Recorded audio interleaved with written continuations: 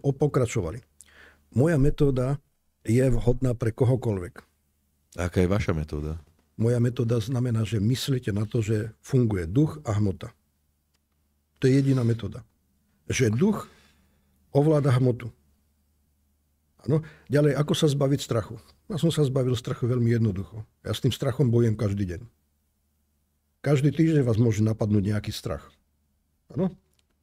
A ja hneď, ako ma napadne strach, ja poviem, no v žiadnom prípade, Satan, ja nemám strach. Ja si to urobím takto a taká, choď do hája. Áno? Strach vás napadá stále, z čohokoľvek. Oveľa lepšie človek bojuje so strachom, keď má vzdelanie. Keď rozumie, ako funguje duch a hmota. To znamená, napríklad, máte strach o život, máte strach o zdravie, máte strach, že aby vaše deti sa im niečo nestalo a tak ďalej.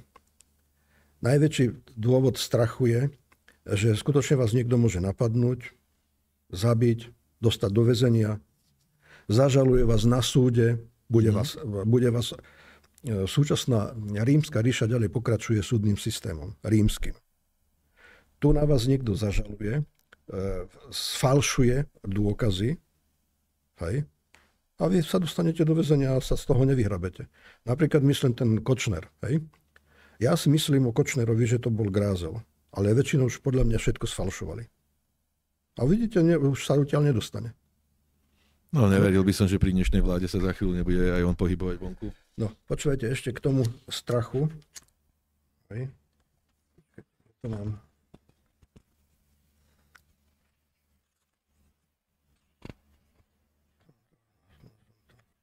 Aha. Viete, zoberiem si okuliare, pardon.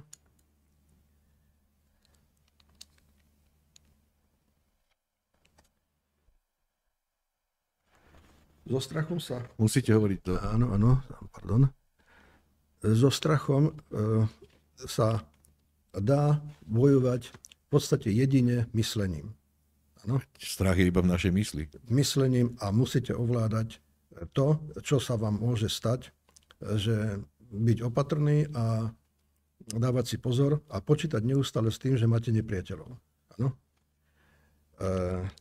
To znamená, ja vám prečítam vo všetkých mojich knihách, pretože sú problematické, mám napísanú kliatbu. Kliatbu, proti tým, ktorí by mi chceli poškodiť. Využijú ducha, a cez rímske zákony ma môžu vážne poškodiť. Áno? Takže prečítam vám moju kliatbu. Ten, kto zakáže predaj a distribúciu tejto knihy a aj ostatných mojich kníh, nech zomrie. Uha. Ten, ktorý sa vedome aktívne zúčastní na procese zakázania predaja a distribúcie tejto knihy, nech zomrie. Ten, kto sa zúčastní na poškodení alebo likvidácii mojej osoby, mojich blízkych kamarátov, akýmkoľvek vedomým spôsobom, teda myslením vedel, čo robí kvôli mojim knihám, nech zomrie. Ten, kto urobí toto zlo proti mne a mojej rodine a kamarátom nevedome, nech vážne ochorie on aj všetci jeho blízky v rodine, nech majú všetci do konca ich životov vážne problémy, nech trpia do konca životov všetci v tejto rodine. Nikto nesmie mať zločinné a pritom nikto nesmie konať zločinne a pritom sa tváriť, že on sa to nemôže, pretože on to nevedel. Západná vatikánska civilizácia zaviedla zločinecké rímske pravidlo neznalosť zákona neospravedlňuje. Tak na tomto ich vlastnom princípe a aj podľa slovenského ako sa do lesa volá, tak sa z neho ozýva, ja vznášam moju kliatbu aj na všetkých tých, ktorí nevedeli, že slúžili zlu. To sú moje kliatby proti tým, ktorí budú škodiť a usilovať o môj život. Som zvedavý, či vás šivákov váš Satan teraz dokáže ochrániť. Moja kliatba na tých, ktorí ma budú chcieť zničiť, je týmto nekonečná. Ani ja ju už nedokážem odvolať. Nemám strach zo smrti a som odhodlaný v sebaobrane zabiť akýchkoľvek mojich nepriateľov, ktorí budú chcieť zabiť mňa. A vyzývam mojich duchovných partnerov zo záhrobia zabiť dopredu tých, ktorí budú pripravovať moju smrť. Morho. Chápete, satanisti, že kašlem na vaše vatikánske, západné, satanistické, katolické a iné náboženské podvody? No. Keď si to povedal. No. Trošku brutálne. Ale reálne. Toto mi zabezpečuje, že som silne odolný proti strachu. Trošku mikrofón si pritiahnite. Že som týmto, ako som dal do éteru na vedomie duchu moje vyhlásenie, áno, tak som nadobudol veľkú silu, že som odolný. Pretože sú mágie, ktoré skutočne fungujú. Bol taký americký film. Ja ho častokrát spomínam. Čarodejnice sa myslím volal. 3 čarodejnice. Tam Jack Nicholson hral toho čarodeja a 3 čarodejnice urobili si takú Je smrteľné? figurku. Aha. A oni ho začali prepichávať, tú figurku. Ano? A ten Jack Nicholson prepichli mu ruku a on cítil bolesť v ruke a tak ďalej. Hej? No. To je skutočne mágia, to tak funguje. Keď sa vy naladíte na toho ducha a využijete toho ducha, tak toho človeka môžete zabiť. Áno? To znamená... Ale nevráti sa vám to? Veď ako hovorí sa, že keď ja urobím čiernu mágiu, čierna mágia nikdy neostáva bez odozvy. Presne tak. Lenže ja sa bránim. Ja hovorím o obrane. Ten, kto mňa bude chcieť zabiť, nech zomrie. Ja sa bránim.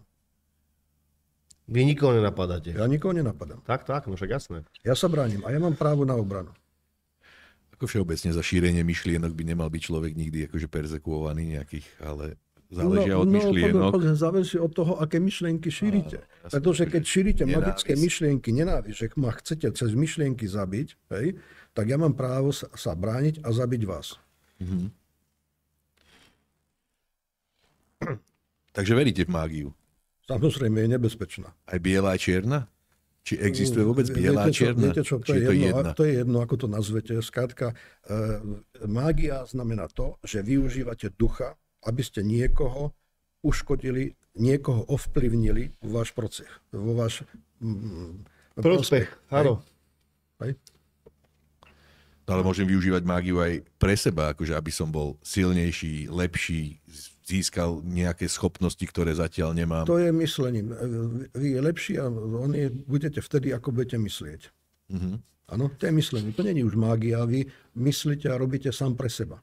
Ale môžem potom pritom používať nejaké rituály, hej? A nejaké, ja neviem. Jaké rituály, prosím ťa? No, neviem, pálenie nejakých špeciálnych bylín a... Je to možné, pretože týmito rituálmi sa viac... Takto dôležité je, čo je ten duch. Píšem v tých knihách všade. Duch je neutrálny. On nemá žiadne emócie. Je neutrálny. Vy najlepšie ho ovládnate vtedy, keď sa dostanete čo najviac do neutrálneho stavu. To je na tom, že väčšina vier hovorí aj o tom, že byť neutrálny, že mať akože ani pozitívne, ani negatívne naladený. Že byť... Presne tak. Mám v tých knihách také kyvadlo. Áno.